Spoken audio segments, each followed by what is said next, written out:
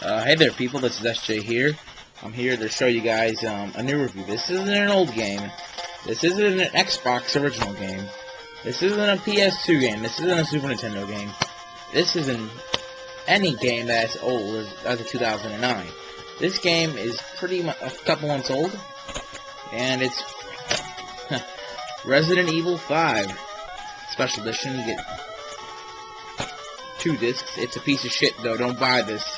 Sure, you get a metal case with it, but this sucks balls. The bonus disc sucks, and trying to get the discs out sucks. But that's not important. The important part is this game fun? Is this game good? We're about to find out. Alright, to be honest, Resident Evil 5 has taken a big turn to its direction.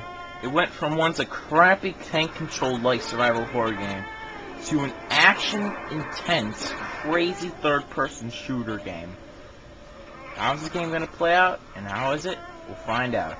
But first, we're going to cover the story. The story is, well, it pleased a lot of the Resident Evil fans from the looks of it. First of all, it takes place in 2009, present day in March. And now, it focuses around Chris Redfield and his new partner, Sheva. Also, to mention, the rest of the story is it's up to Chris and Sheva to find out what the hell is going on in this little African town called Kijuju. Now, to be honest, Sheva was only added just so they won't make the game look racist or anything, which is kind of stupid, seeing as how you're fighting mutated zombie people. So I don't see why why for some people this is, oh my god, it's racist. You're shooting zombies. Holy shit, it's so racist. Seriously, that's stupid. They're supposed to be mutated zombies. Now I say mutate because, well, I'm not gonna tell you why, but to be honest, that's what they pretty much are. They're mutated zombies. Get it right. It's not racist. Unless there were zombies that are real people.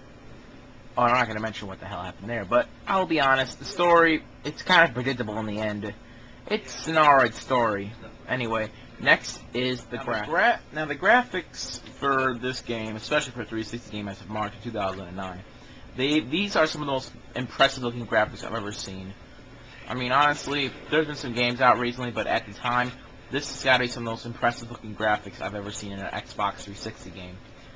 I mean, in the cutscenes, they look so beautiful. I mean, like, see, like, better details in the background. Capcom really put a lot of effort into the graphics.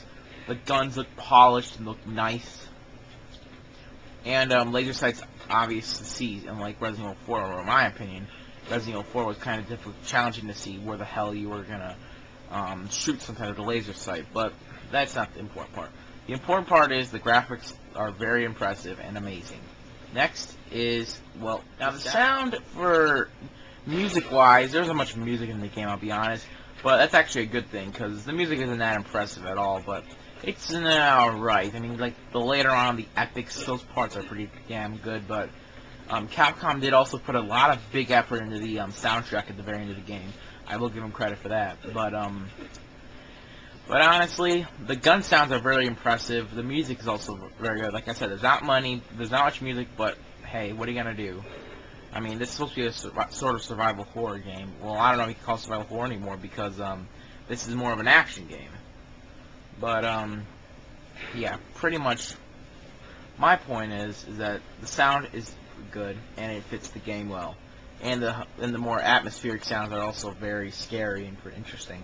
Next is the game. And Resident Evil 5, more about it, is that there are also some things to get, such as achievements, and there's also, as of recently, Capcom added a multiplayer into the Resident Evil 5. It's downloadable content though, so if you don't have online, then you're kind of fucked for playing multiplayer. And if I'm correct, the multiplayer is apparently both local and online. Well, that's from what. But I wouldn't give my hopes up if it was local. But there's also mercenaries mode, just like most Resident Evil games. There's always going to be a mercenaries mode most of the time. And there's also treasure to find. You can find tons of different treasures. They're everywhere too, and I mean everywhere. There's an achievement for getting all of them, which is actually rewarding if you think about it. And there's all kinds of other stuff. So, and you can also find health items and such from animals, like in Resident Evil 4. But I think it's time to give my final verdict on the entire game. Now, the gameplay for Resident Evil 5 is very impressive. I mean, like, this is pretty much the action Resident Evil. This is no more tank control games. This is no more go find this key bullshit, solve this crazy ass puzzle. No, this game is all about pretty much one thing and one thing only. You pretty much just gotta kill a bunch of enemies. No joke. Just shooting enemies down. Now, one thing I also like about this game is the guns. There are lots of them. There are also unlockable guns, which also increases the replayability with the game. Try to unlock other stuff. And there's also costumes, extra costumes. There's not many of them, but they can last you. You may like the costumes a little bit, but they're not really that impressive. But the gameplay, like I mentioned, it's pretty much an action shooter at this point. At this point, this Resident Evil probably an action game forever and ever now. At this point, now shooting is basic now. Just like in Resident Evil 4, you just hold the left stick or left trigger in the GameCube version I'm talking about right now. Left trigger, and you just pull the right trigger to shoot. Basic, simple gameplay. Basic shooting. You can aim around with the right analog stick, move with the left analog stick, obviously.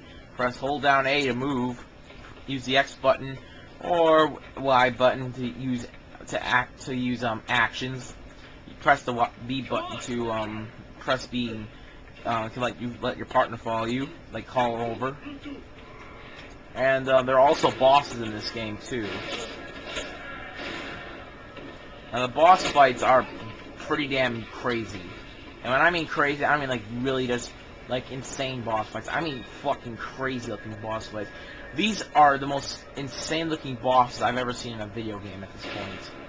I mean like these bosses are freaky as all hell. I mean like Capcom is really putting some effort into these boss battles. One of my biggest complaints with Resident Evil 5 though is this game is not scary. I mean, unlike the other Resident Evil games where they were actually creepy, spooky, and scary in a way, I'll be honest, and I'll be truthfully honest, the Resident Evil games were not very scary at all, almost. But, here, it's completely unscary at all. Like, there's, like, one moment, but it was a cheap moment. There's, like, a pop-up moment. But, yeah, that's a bit of a little nuisance. There's also this item selection screen. You can now select whatever items you want. In Resident Evil 4, this was a huge issue, seeing as how you need to conserve a lot of ammunition for guns in later on points in the game. But once you get them all upgraded in the other game, it felt like a simple journey. In this game, however, you need a lot of supplies, so that's why they give you this inventory space. Now, whenever you're ready to play a mission, you can just drop in and drop out items. However, once you die, you'll respawn back at this screen if you want to choose any other items. This is sort of helpful in a way. However, it kind of makes the game a little bit too easy, but for amateur players, it could help out a lot, especially if someone's new at the game. So, yeah, this is also a very helpful thing.